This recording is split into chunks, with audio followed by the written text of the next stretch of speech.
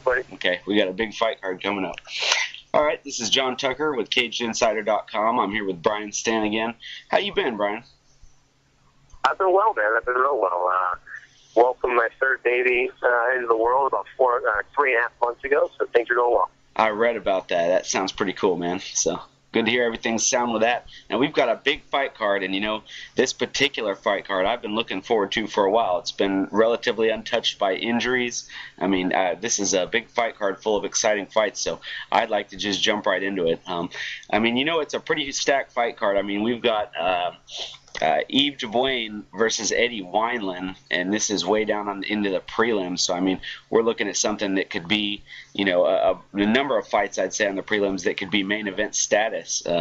These guys have both been around a really long time. I don't know who to call in this fight, much like a lot of the other fights on the card. Who do you think takes this fight? You know, it's hard to say who's going to take it. You know, I want to lean towards Eddie Wineland. However, we've seen guys, you know, from Firas Zahabi's camp like Yves before that have come out in these particular type of fights. They really shine, where his guys are taking on a really powerful striker who wants to stand toe-to-toe, wants to make it exciting, and they find a way to outwork them, use angles and technique to avoid the big shot, and they win a decision through superior technique and versatility. And so it'll be interesting to see how it plays out, but I think that this is going to be fight of the night because Yves is so creative. He's so athletic. I wouldn't be surprised to see him mix in a few takedowns in this fight. And at the same time, Eddie is just a monster. We always know what he's going to do. He's going to come out, he's going to draw a line in the octagon, he's going to say, step to it, because I'm going to step. And he's going to want to trade and throw bombs. Now Eddie's got his boxing, although unorthodox. I mean, he does a lot of things wrong. He switches stances while punching. He does a number of technically basic things wrong. But I mean, it's really hard to argue with the guy when he's out there knocking so many people out while doing it. So it's yeah, and well, you know, with this sport, because kicks and knees are involved, you know, sometimes when he's switching those stances and doing things like that, where it's wrong technically in boxing, in this sport it throws you off. Because when you see feet switch, you're thinking your kick is coming, and so, you know, some of those things can sometimes work to your advantage in the octagon because it just makes you that much more unpredictable. And that's why sometimes you see guys like Vanderlei Silva, for example. You know, Vanderlei doesn't have the greatest boxing technique by any stretch, but very effective in MMA because he hits you at angles that are hard to prepare for. I see that. Now, you know, I was looking at that fight as kind of very crisp boxing versus kicking, but I think, I mean, it was one of those deals where I don't know who to lean towards on that. It's interesting to hear. Now, I've got the next one. Go ahead. Oh, no, go ahead, please. Yeah, the next one is Alex Caceres, and we've seen him fight before. He's really crafty. We've got him versus Sergio Pettis, who kind of, I mean, he hopped on the scene, the UFC scene anyway, by no means MMA scene, but he hopped on the scene recently, kind of sight unseen, and I mean, he's doing well. Are you looking forward to Sergio Pettis being in the UFC and being in the mix as much as I am? Yeah.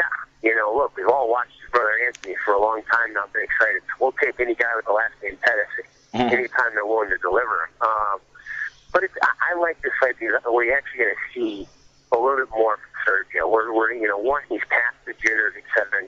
We got to see, you know, is this kid a contender in the future, or is he still pretty green? We'll find that out because Alex is a tough go for anybody. He's very well rounded. The big question is sometimes, you know, Alex comes in and he's just not that interested. You know, he's a really, you know, kind of calm, zen type guy.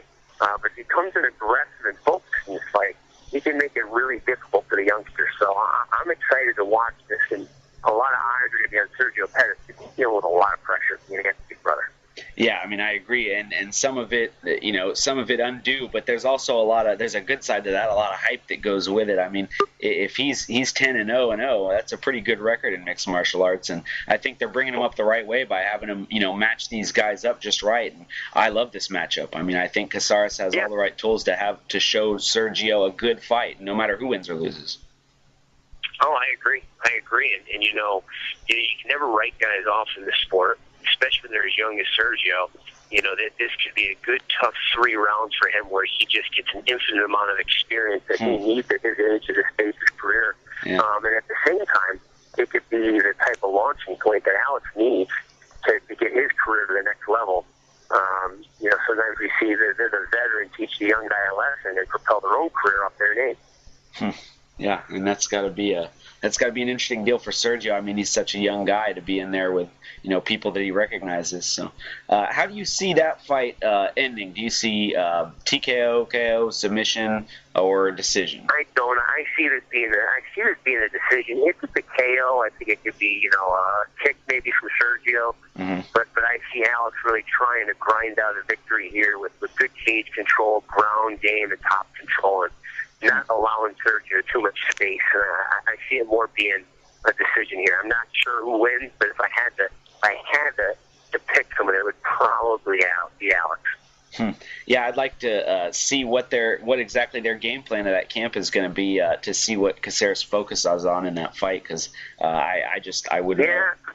So. It's tough to factor in the improvement level of Sergio, too. I mean, you know, he can come out look completely different than he looked in his first year of fight. So, who knows? There's a lot of speculation when you're talking about a kid with that much upside athletically. Yeah. Now, I'm going on to this one. I feel like I have a pretty solid grasp on what's going to happen in this fight. But let's go to Darren Elkins versus Jeremy Stephens.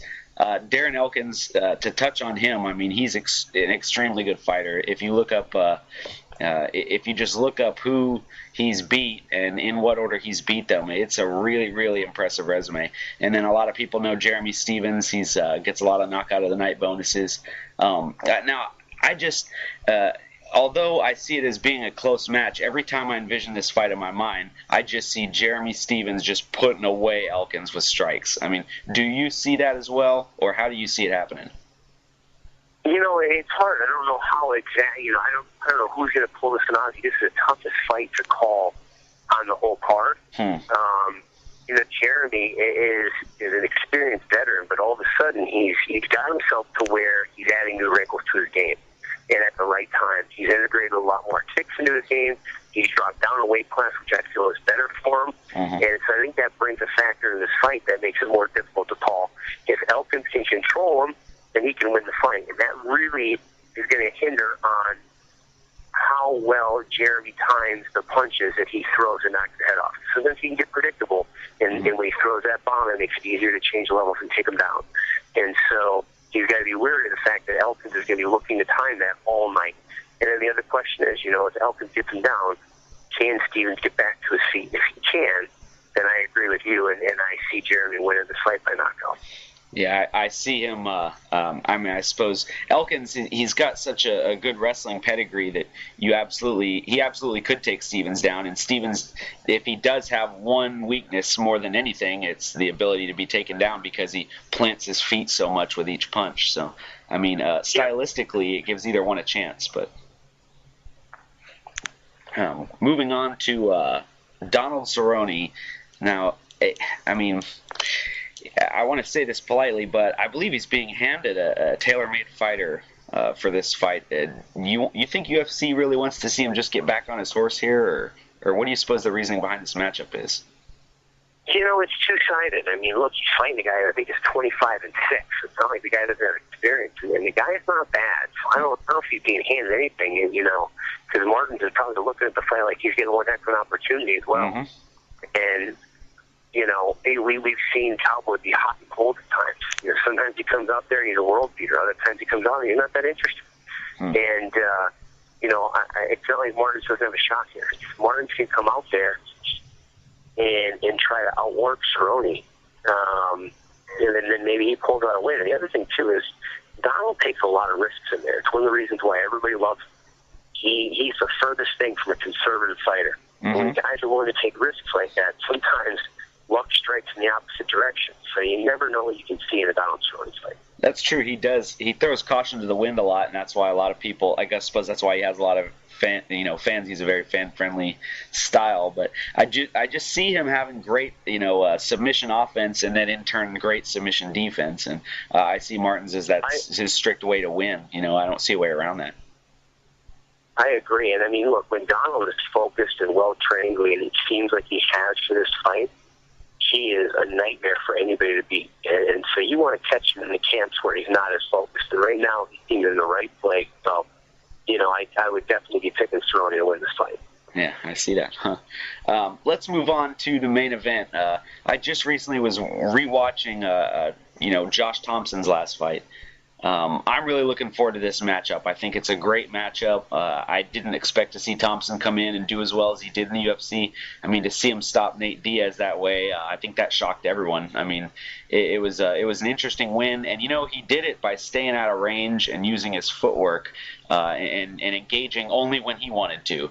And do you think that he'll be able to do that against Ben Henderson, even though Ben Henderson is so damn big? Yeah, I mean, I think that's exactly what he's got to try.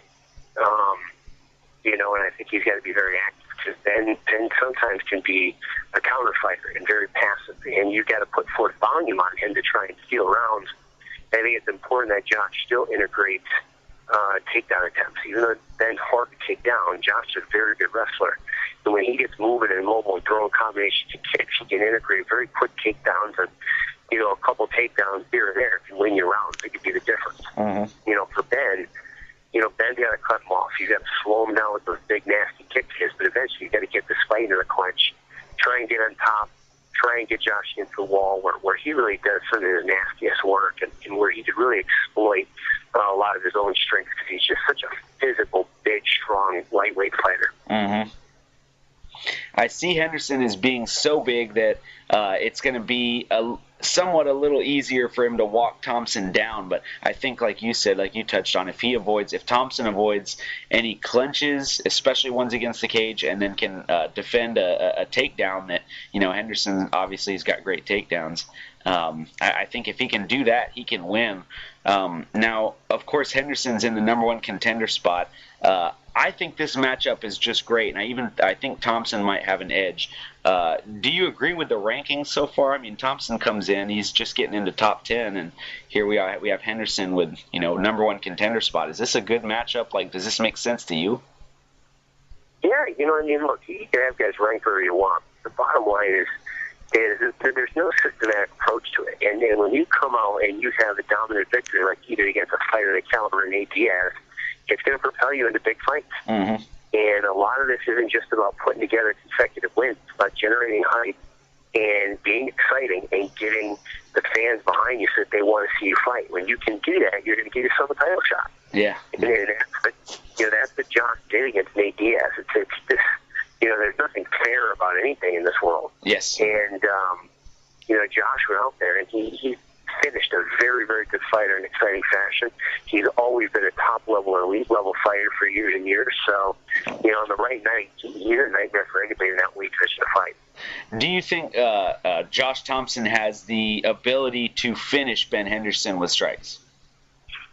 I wouldn't put my money on it, but, anything can happen. There's no doubt about it. If he kicks in the face, he's probably going to get knocked out. Mm-hmm. He's shown the ability to do that on more than one occasion now. And Henderson's shown a really good chin in the past. I mean, the up kicks, he seems susceptible, but he's shown a really good chin in the past. So I'm really interested in this entire card. I think it's something I'm really looking forward to. Can't wait to get a six-pack of beer and just see exactly what happens. So, I know you're busy. I'll let you go. It'll be match form, for sure. It'll be match, and those make for some great cards. Yeah, that's got to be exciting to be so close to the whole, beast and see how it functions like that. To be on the outside, not having the pressure to have to fight, but being out there to cover it, I'm sure that's exciting. So it is. It is, man.